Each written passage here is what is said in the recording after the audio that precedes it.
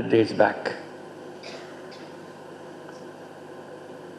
It's really a great occasion for international visitors to see firsthand how a revolution takes place, how it's carried out after the revolution. This was a student-led revolution to bring down a fascist regime which ruled the country for the last 16 years. I welcome our international guest to a freshly emerged country, calling herself New Bangladesh, to highlight the distance it wants to establish from the old Bangladesh. 100 days back, nearly 1,500 students, workers, and common demonstrators were killed here by the old regime. Nearly 20,000 were wounded. To this international gathering, let us pay respect to all those who sacrificed their lives, those who lost their limbs, eyes, and many physical capacities for the rest of their life, and those who are struggling with their lives right now in hospitals and care centers. To our distinguished foreign guests, I urge you not to miss an historical opportunity to walk through Dhaka streets and watch the walls along the streets painted with colorful paintings expressing the emotions and aspirations of young people, painted while there was a lull between the killing spree. Anybody watching them cannot but be amazed by the power of the expressions young people came up with right at the killing fields. There was no designer, there was no central planning, and nobody was funding it.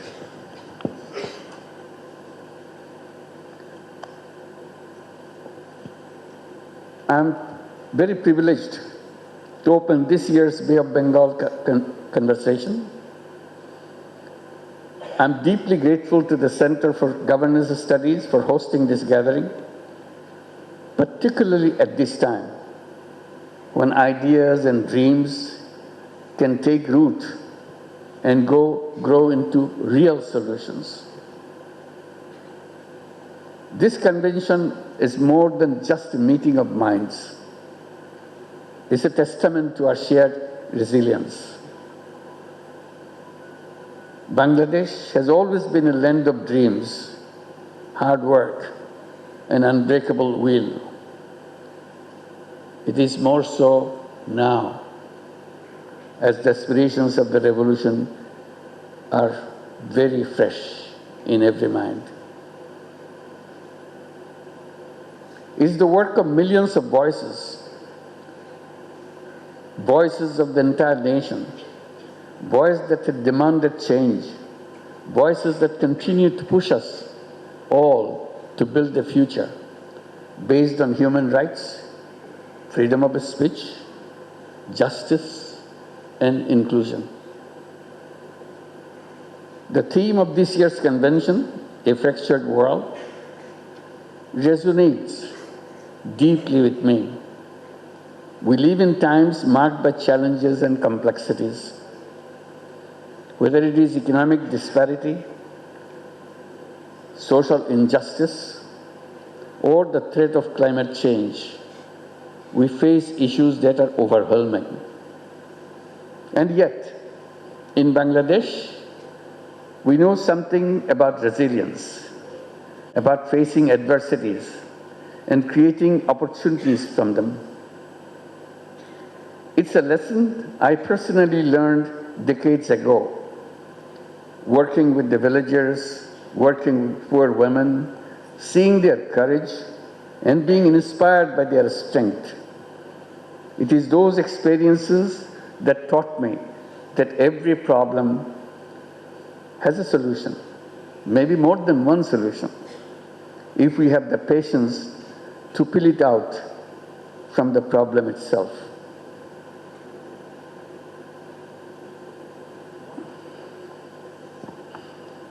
We know what it is like to be pushed away and punished severely for no fault of yours, to face forces far bigger than ourselves.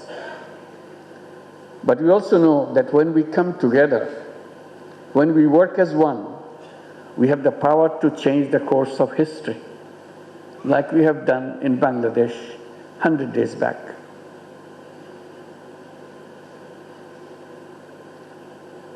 This convention is about exactly that, the power of unity, the strength of shared purpose. Our region is on the front lines of climate change. Every year, our coastal communities face rising waters and shifting weather patterns that impact lives, homes, and livelihoods. This crisis is not something that can be put off for another day. It is something that requires our immediate and united action. At the same time, we are a region of immense potential. Ours is a country of youth. Out of 171 million people, half the population is under the age of 27 years. What a great force. This makes the country very powerful in creativity. Our youth have the power to lead the world in sustainable development, to create models of green growth, protecting and promoting our environment. But this requires cooperation, courage, and unshakable belief in our shared future. As we debate and share our thoughts in this gathering over the next few days, I encourage you to think how to build a new world, as our youth have set us on a path to create new Bangladesh. Listen to each other and dare to imagine a new world with a new lifestyle consistent with environmentally safe planet. And build an economy where fruits of technology, economic growth are shared evenly by all people, not monopolized by privileged few. I'm always a compulsive optimist. I always believe in the power of idea, power of imagination. I keep on insisting, if we can imagine together, it becomes irresistible. Let us imagine together. Let us create a new civilization. This civilization has failed us. From environmental perspective alone, it has turned out to be a self-destructive civilization. From economic perspective, it has led to extreme accumulation of wealth. We need to create a world of 3 zeros. Zero net carbon emission, zero wealth concentration, by introducing social business to solve people's problems rather than maximizing profit. Zero unemployment, by turning young people into entrepreneurs rather than job seekers, which we do now. Nothing is impossible for human beings. I repeat, nothing is impossible for human beings, if only we pursue it hard enough. Thank you for organizing this important conference. I wish you a memorable conversation in Dhaka. With these words, I have the privilege to declare the Bay of Bengal Conversation open.